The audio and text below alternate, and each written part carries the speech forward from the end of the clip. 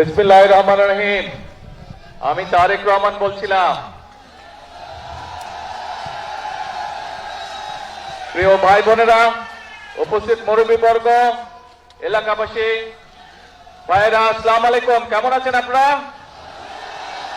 আচ্ছা, আজকে আপনাদের এখানে জনসভা নেই। আমি কবে এসেছিলাম জানি? 2004 না? হ্যাঁ, 2004 এই এলাকায় কিন্তু আমি এসেছিলাম, মনে আছে? হয়তো অনেকের সাথে সেদিন দেখা হয়েছিল। তা আজকে আবার আলহামদুলিল্লাহ আল্লাহর মধ্যে বহু বছর পরে এসেছি। আজকে এখানে আসার মূল উদ্দেশ্যটা হচ্ছে যে আপনারা নিশ্চয়ই শুনেছেন, নির্বাচনের আগে আমরা কিন্তু বলেছিলাম যে সারা বাংলাদেশে আমরা অনেকগুলো কাজের মধ্যে মূল দুটো কাজ করতে চাই। একটা হচ্ছে এই খাল খনন, যেটা শহীদ রাষ্ট্রপতি জিয়াউর রহমান শুরু করেছিলেন। আরেকটা হচ্ছে বৃক্ষরোপণ সারা বাংলাদেশে, এটাও শহীদ জিয়া শুরু করেছিলেন। দেশনেত্রী খালেদা জিয়াও এই কর্মসূচি চালু রেখেছিলেন। এই কর্মসূচি আমরা আবার ইনশাল্লাহ বাংলাদেশে চালু করেছি। সেই বৃক্ষরোপণ কর্মসূচির অংশ হিসাবেই আজকে এখানে আমি এসেছি। এখানে বৃক্ষরোপণ আমরা করব। তবে এই যে বৃক্ষরোপণ করব, আমি আসার সময় রাস্তায় দেখলাম অনেকগুলো মানুষ রাস্তার দুই ধারে অনেকগুলো গাছের চারা নিয়ে তারা দাঁড়িয়ে আছে। কেউ কেউ রোপণ করেছেন, কেউ কেউ রোপণ করবেন। যেই চারাগুলো রোপণ হয়নি, আমি খেয়াল করে দেখলাম অনেকে চারা যে মাটিটা থাকে সেই মাটিটা একটা পলিথিন দিয়ে প্রাচানো থাকে, কিন্তু পলিথিনটা শুদ্ধ গর্তের মধ্যে দিয়ে দিয়েছে। তো পলিথিনটা শুদ্ধ যদি গর্তের মধ্যে আপনারা দিয়ে দেন তাহলে তো জানেন যে গাছটা নষ্ট হয়ে যাবে। তো যারা যারা এই কাজটা করেছেন দয়া করে সকলে ওই পলিথিনটা খুলে নিয়ে মাটি সহ গাছটা মাটিতে রোপণ করুন, নাহলে তো গাছটা বৃক্ষরোপণ আমাদের গাছটা মরে গেলে তো নষ্ট হয়ে যাবে, তাই না? সেই জন্য সকলকে আমাদেরকে যত্ন সহকারে এই কাজটি করতে হবে। এবং এই যে দেখেন বর্ষাকালে বৃষ্টি হয়। আচ্ছা ভাই, আগে ডাক দেওয়া শেষ করি তারপরে স্লোগান দেয়। এখন না, আস্তে আস্তে। এখন এই যে দেখেন, আমরা দেখেছি যে দেখেন চট্টগ্রাম অঞ্চলের দিকে প্রায় 5টি জেলাতে অনেক বৃষ্টিপাত হয়েছে। তার আগে আবার বৃষ্টিপাত ছিল না বেশ অনেকদিন, তাই না? বৃষ্টি এই যে হচ্ছে, মাঝখানে অনেকদিন গ্যাপ ছিল না বৃষ্টির। এই যে কখনো বৃষ্টি বেশি হচ্ছে, কখনো বৃষ্টি হচ্ছেই না প্রায়। এই যে আবহাওয়ার এই বিষয়টা, এটা কেন হচ্ছে? কারণ সারা পৃথিবীতেই আবহাওয়ার সমস্যা হচ্ছে, কিন্তু বাংলাদেশে বেশি হচ্ছে এই কারণ যে আগে আমরা যখন ছোট ছিলাম তখন শীতকালে যতটা শীত পড়তো, এখানে অনেক মুরব্বী আছে, মুরব্বীরা ভালো বলতে পারবেন যে এখন কিন্তু আগের মতন শীত পড়ে না। এখন আগের মতন শীত পড়ে না। আবার গরমের সময় অনেক বেশি গরম পড়ে। তো এই যে সব সমস্যাগুলো, এই সমস্যাগুলো যদি আমাদেরকে সমাধান করতে হয় বা এই সমস্যার কষ্টটা যদি কমিয়ে আনতে হয়, আমাদেরকে সারা দেশে অনেক গাছ লাগাতে হবে। 20 কোটি মানুষের দেশ, আমাদের যে পরিমাণ গাছ থাকা প্রয়োজন সেই পরিমাণ গাছ সারা বাংলাদেশে নেই। এবং সে কারণেই শহীদ জিয়া যে কর্মসূচিটি শুরু করেছিলেন, দেশনেত্রী খালেদা জিয়া এই যে বৃক্ষরোপণ কর্মসূচি থেকে এগিয়ে নিয়ে গেছেন। আমরাও বর্তমানে বিএনপি দেশ পরিচালনার দায়িত্বে আছে, আমরা অনেকগুলো কর্মসূচির পাশাপাশি আমাদের এই কর্মসূচিটাকেও সারা দেশে আমরা এই কর্মসূচিটা চালু রাখতে চাই। এবং ইনশাআল্লাহ আগামী 5 বছরে আমাদের পরিকল্পনা হচ্ছে যে আমরা 25 কোটি গাছ, আমরা আগামী 5 বছরে সারা দেশে 25 কোটি গাছের চারা আমরা রোপণ করব। এখন একটি গুরুত্বপূর্ণ বিষয় আছে, আজকে প্রায় এখানে 2000 গাছের চারা রোপণ করা হবে। যারা যারা যে গাছের চারাটি রোপণ করবেন, আপনাদের দায়িত্ব কিন্তু আজকে রোপণ করে চলে গেলেই কিন্তু, শুধু রোপণ করলেই কিন্তু কাজ শেষ হয়ে যাচ্ছে না।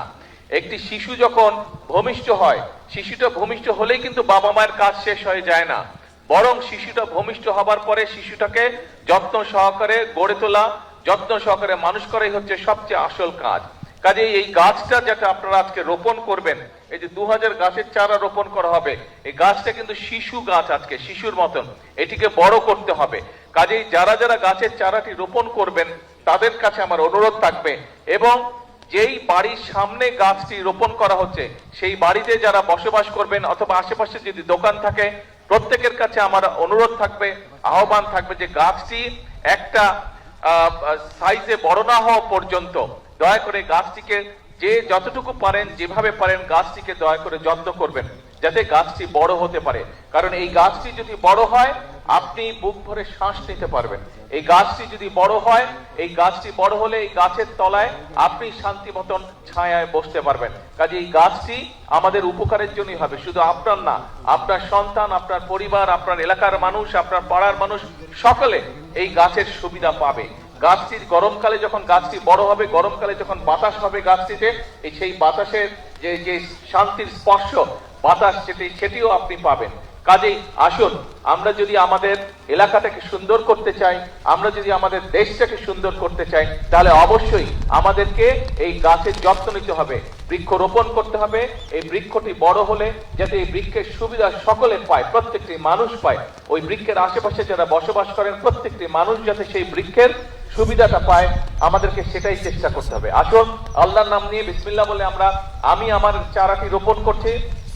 যারা যারা এখনো রোপণ করেননি তাদেরকে অনুরোধ করব, কিন্তু মূল কথা হচ্ছে যে শুধু আজকে রোপণ করে চলে গেলেই হবে না, গাছটি যত্ন নিতে হবে যাতে গাছটি বড় হতে পারে। আপনি যেরকম সন্তানকে দেখেন বড় হতে, সন্তান যত বড় হয় আপনার বুকটা ভরে উঠে আনন্দে, ঠিক এই গাছটি যারা যারা রোপণ করছেন বা গাছের যাদের দোকানপাট, বাসা বাড়ির আশেপাশে বা সামনে এই গাছের চারাটি রোপণ করার পরে গাছটি যখন বড় হবে, দেখবেন সন্তান বড় হওয়ার যে আনন্দ, ঠিক গাছটি যখন যত বড় হবে দেখবেন একই রকম আপনি আনন্দ পাবেন। আসুন আল্লাহ দেওয়া এই নিয়ামত, এই আনন্দটি আমরা আজকে সকলে ভাগ করে নিই। 2500 গাছ রোপণ করা হবে। যারা 2500 গাছের চারা রোপণ করবেন তাদের সকলকে আমি অনুরোধ করব, আসুন সুন্দরভাবে আমরা চারাটি রোপণ করি। আমরা একসাথে আজকে 2500 চারা রোপণ করি। বৃক্ষরোপণ উপলক্ষে একটা সুন্দর স্লোগান আমরা তৈরি করেছি, বৃক্ষরোপণে সাজাই দেশ সবার আগে। বৃক্ষরোপণে জোরে, বৃক্ষরোপণে সবার আগে, বৃক্ষরোপণে সবার আগে। আসেন বিসমিল্লাহ বলে আমরা গাছের চারাটি রোপণ করি। প্রিয় ভাই বোনেরা, এই যে আমরা যে গাছের চারা রোপণ করলাম, আমি কিন্তু আপনাদের কাছে একটি অনুরোধ করেছি এবং আহ্বান করেছি যে এই গাছের যত্ন নিতে হবে। এই গাছের যদি আমরা যত্ন নেই, গাছটি যখন বড় হবে তখন এটা কি অন্য দেশে বাতাস দিবে? অন্য দেশের মানুষকে বাতাস দিবে?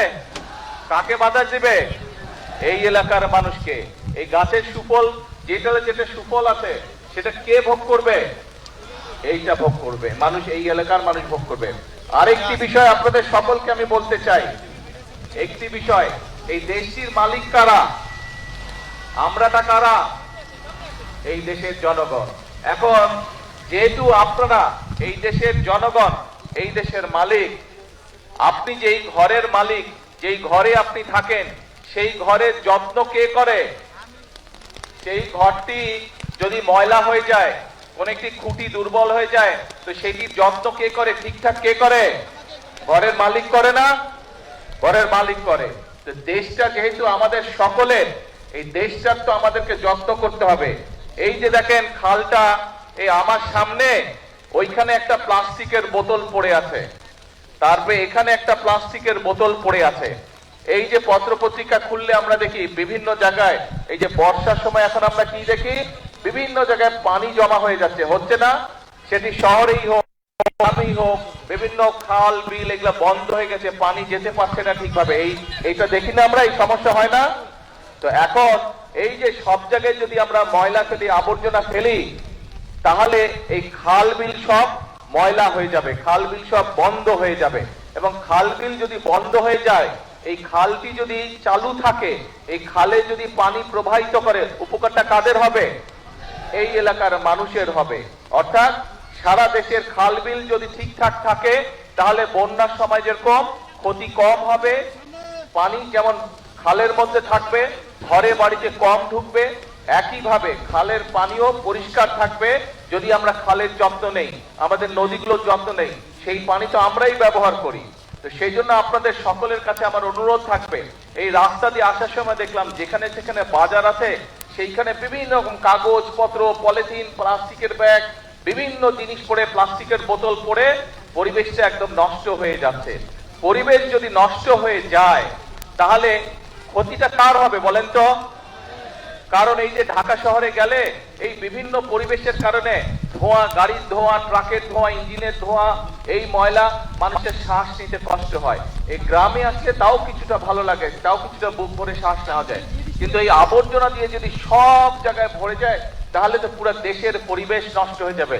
তখন ছোট বড় সব মানুষের ক্ষতি হবে, শ্বাস নিতে কষ্ট হবে, শ্বাসজনিত বিভিন্ন রকম অসুখ বিসুখ হবে।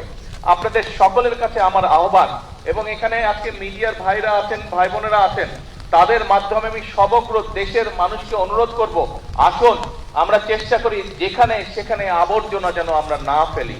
আমাদের কোন একটা ব্যবহার্য জিনিস ব্যবহারের প্রয়োজনীয়তা ফুরিয়ে গেল, পানি খেলাম, পানির বোতলটা খালি হয়ে গেল, আমরা যেখানে সেখানে ফেলে দেই। কোনো একটা প্যাকেটে করে আমরা কিছু নিয়ে যাচ্ছি, জিনিসটা যখন বের করলাম প্যাকেটটার প্রয়োজনীয়তা ফুরিয়ে গেল, আমরা প্যাকেটটা যেখানে সেখানে ফেলে দিচ্ছি। এতে করে আমাদের পরিবেশটা নষ্ট হয়ে যাচ্ছে। পরিবেশটা নষ্ট হয়ে গেলে আলটিমেটলি ক্ষতিগ্রস্ত হচ্ছে আমরা, ক্ষতিগ্রস্ত হচ্ছে, পরবর্তীতে আমাদের সন্তানেরা ক্ষতিগ্রস্ত হবে।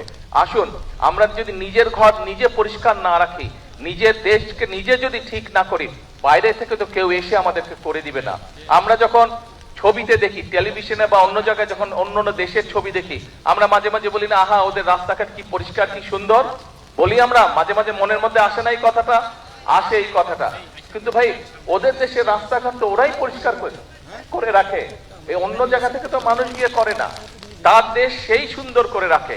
আসুন না আমাদের দেশটাকে যদি সুন্দর করতে হয় তাহলে আমাদের সবাইকে চেষ্টা করতে হবে। আপনাদের বাড়িতে, একটা বাড়িতে যদি 5-7 জন মানুষ থাকে, আপনার পরিবারে তো 5-7 জন মানুষ থাকে না? এখন একজন মানুষ যদি সারাদিন বাড়ি পরিষ্কার করে আর বাকি 5-7 জন মিলে যদি সারাদিন ময়লা করে, ওই বাড়ি পরিষ্কার রাখা সম্ভব? ঘর পরিষ্কার গুছিয়ে রাখা সম্ভব? তো দেশটাও তো ঘরের মতনই। কয়েকজন যদি শুধু পরিষ্কার করে, এই যারা সরকারি যাদের দায়িত্ব পরিষ্কার, তারাই শুধু পরিষ্কার করে, সবাই মিলে যদি শুধু ময়লা করতে থাকে তাহলে তো পরিষ্কার রাখা সম্ভব হবে না। আমাদের সকলকে মিলে পরিষ্কার করতে হবে। যেখানে ময়লা ফেলার জায়গা, সেই ময়লাটা সেখানেই ফেলতে হবে। আমরা যদি চারিদিকে ছড়িয়ে ছিটিয়ে ময়লা ফেলি, একদিকে যেরকম দেখতে খারাপ লাগবে, আপনারা তো বাসে করে বিভিন্ন জায়গায় যান না, বরিশাল সদরে যান, ঢাকায় যাচ্ছেন, বিভিন্ন জায়গায় যাচ্ছেন, বাসে করে যখন যাবেন দেখবেন যেখানে বাজার ঘাট, দোকানপাট আছে সেখানে ময়লা দিয়ে ভরা, সেখানে বিভিন্ন রকম আবর্জনা দিয়ে ভরা। ময়লা দেখতে কারো ভালো লাগে?